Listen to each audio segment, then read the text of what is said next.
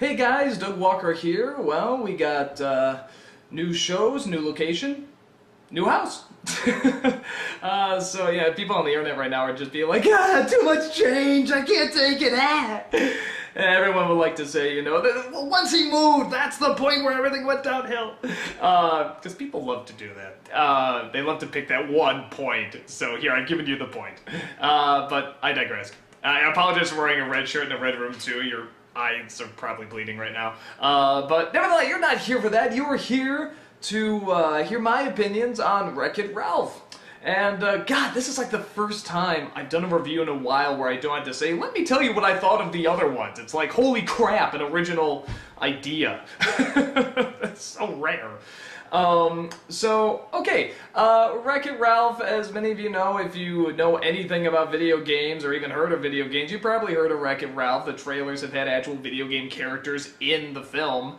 Going over the premise real fast, most of you know it, but if you don't, it's about a video game character named Wreck-It Ralph, who's kind of a Donkey Kong knockoff, who's... excuse me, got a text, who's tired of being the villain. He doesn't like, you know, destroying the buildings in his game, and he has the hero get all the worship, and the people in the game don't respect him. So he decides to go game jumping, which means that he hops into other video games to try and achieve something. Try and get a medal, specifically, is what he wants. He feels he's a hero if he has a medal. And while doing this, he goes into a couple different worlds, one of them called Hero's Duty, which, of course, is a satire like Call of Duty and Doom and stuff like that. And he goes into another game called Sugar Rush, which is sort of like a Mario Kart knockoff, sort of. You know, which is very cutesy, but it's a racing game, and along the way he comes across a little girl who's a glitch in the game, you know, who wants to enter the race, and of course they're gonna form a friendship, but there's some problems and complications, blah blah blah blah blah blah. So, what did I think of the film? I really liked it. I thought it was a very strong story. I thought very strong characters. These are very likable characters. It's nice to see Disney do a CG movie that's not Pixar related, though John Lasseter did produce it. That's actually, it stands on its own okay, you know, and it actually, you sort of have to remind yourself it's not Pixar because it has a lot of those clever jokes. I would say the one downside to it that some people might have, I'll just address it now early on, is that the big pushing point of this is that there's real video game characters in it. You got Bowser from Mario, you got Zangief and M. Bison from Street Fighter, and Sonic is in there very briefly. But the big thing to emphasize is that they are not the main thing. In fact, honestly, they're not in it for very long. Most of what you see is in the trailer. That's very important to know. So if you're going in expecting to see all these video game characters come in and interact and stuff like that, you pretty much already saw it in the trailer.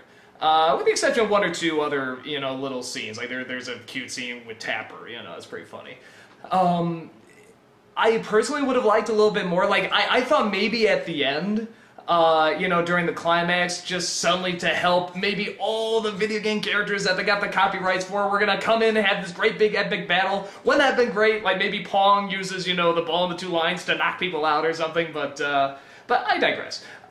Maybe for a sequel.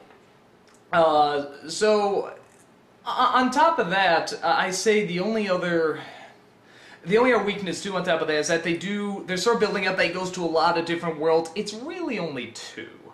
And they're very creative worlds, and they're really wonderful to look at, and it's great how much they have the detail down of the games they're satirizing.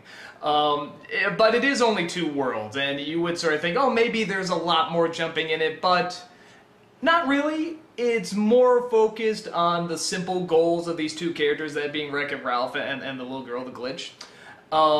And they're both played very well. It is very character-focused. There is actually a pretty good, there's a good reveal near the end, which, 8-Bit Mickey saw this too, and he was saying, you know, yeah, I thought the ending reveal was a little obvious and stuff like that. It's one of those things where it's like, yeah, it was, but I didn't catch on. So it's hard to say whether or not it's obvious or not, but even if it is, it's still good, and makes for a good story. And every time you think it's going to go a direction you're not going to like, it makes up for it. It's kind of like Hot Fuzz in that way, where you think it's going to go in an area where you're like, oh no, come on, you were doing so well, but then they sort of, no, this was all part of our plan. You see, it all kind of comes together. So the jokes are good. Probably could have been a little stronger. I mean, they're not quite up to, like, let's say the Toy Story levels, but they are still pretty smart and pretty funny. And they're very likable characters. John C. Reilly as Wreck-It Ralph's very likable. Oh, what's her name? Is it Jane Lynch? Is that her name? Her as the commander is great. She's a ton of fun. The backstory to her that she's programmed with, and they're very smart that they're saying she was programmed with this backstory. They know they're video game characters, and that's great. It's just so funny. It's one of the funniest images in the movie. And the Sarah Silverman is great as the Glitch. She's very, very likable. And they create, it's so creative, this setup. I think everybody at some point has had this idea of, you know, where they want to see all their favorite video game characters together, and they want to see them sort of jump in between games, or is there a place where all the video game characters meet? Video Game Confessions is sort of based on that idea.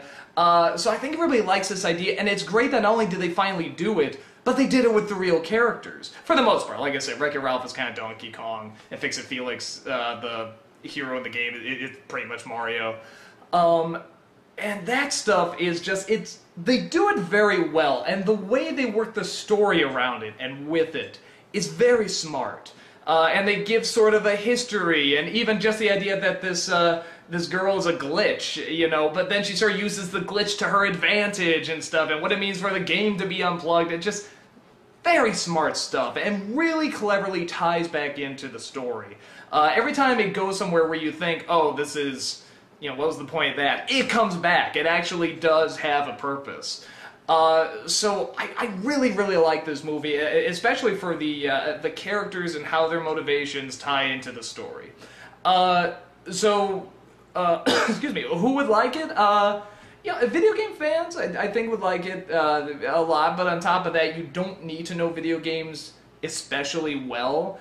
Maybe that's the advantage of not having too many video game characters and not relying too much on them, is that you can still follow it even if you don't know much about gaming. You know, anyone can come into this movie. And I'm sure they were banking on that. And they explain things very well, you know, for the most part. Every time it starts to get a little complicated, they bring it back to, you know, just that right level of comprehending it.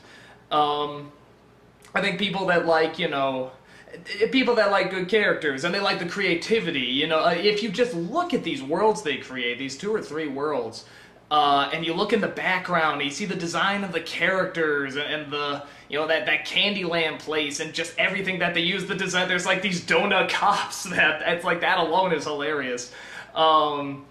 You know, it's all wonderful in the Hero's Duty world, and how, you know, detailed they make it compared to the very cartoony Wreck-It Ralph. That contrast alone is very, very funny.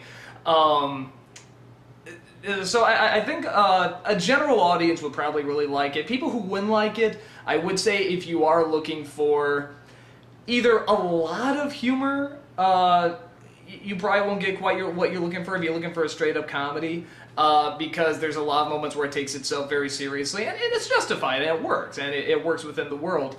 But if you're looking for straight-up laughs that's going to have like a lot of your favorite video game characters or a lot of video game jokes, it's not going to be that many. There's a few, and they're not bad, but it's not going to be that many. It's not the focus. And if you're pretty good at figuring out plots, like I said, you'll probably figure this one out fine, if that bothers you. And like I said, there's not many worlds that they travel to, so it's not a film that's very, very focused on video games, like, as a whole, like a lot of video games. Like, you're gonna go to a lot of different video games, and they're gonna do jokes within, they're gonna move on to the next world, and they're gonna do jokes with that. It's mainly just a couple worlds, it's a couple characters. And if you're fine with that, you'll probably like them okay, you know? I mean, it is just sort of, like I say, you know that the character is eventually going to come to grips with who he is, and everyone else is going to come to grips with who he is and stuff. I mean, this is not a big shock. But I thought the way they did it and the way they explained it was very well handled. So yeah, I think that sort of sums up, you know, who would like it, who wouldn't like it. Like I said, there's definitely not a big focus on the video game element in there. It's not the focus, I should say, the main focus. The main focus is the characters. So yeah, that's it for Wreck-It Ralph. Tune in next time. We're actually going to try something a little different. I'm still going to do reviews, you know, with the bum reviews too, except this time we're going to try a new review show. We're going to bring my brother in on it, and we're going to try and mix it up a little bit. We're going to try and actually start compare and contrast opinions and stuff like that, and this is one of the new review shows we want to start doing. So, with the next film, if you see a bum review but you don't see a video right under it, you'll know why. You'll know there's a review show coming very shortly after, if not at the same time. And we're going to try that out and see how that goes. So, guys, that's about it. Hope you enjoyed me rambling about Wreck-It Ralph, and I shall talk to you later. Take care.